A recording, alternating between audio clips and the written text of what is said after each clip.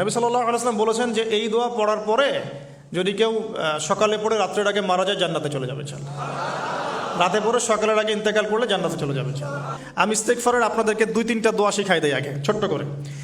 1 number, যারা একটু পড়াশোনা করেন মাশাআল্লাহ তারা এইটা পড়বেন, সাইয়্যিদুল ইস্তেগফার। সাইয়্যিদুল ইস্তেগফার আমার সাথে বলবেন, আল্লাহুম্মা আনতা রাব্বি লা ইলাহা ইল্লা আনতা খালাকতানি আনা আবদুক ওয়া আনা আলা আহদিক ওয়া ওয়া'দিকা মাস্তাতা'ত আউযু বিকা মিন শাররি মা সানা'ত আবুউ লাক বিনি'মাতিকা আলাই ওয়া আবুউ বিযানবি ফাগফিরলি ফাইন্নাহু লা ইয়াগফিরু যুনুবা ইল্লা আনতা।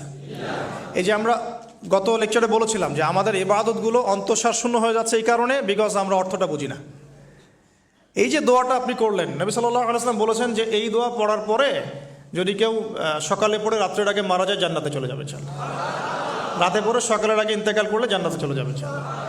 তো কি পড়লাম? আল্লাহ পাক বলছেন, নবী সাল্লাল্লাহু আলাইহি ওয়াসাল্লাম বলছেন, আল্লাহুম্মা হে আল্লাহ আনতা রব্বি, আল্লাহ তুমি আমার রব,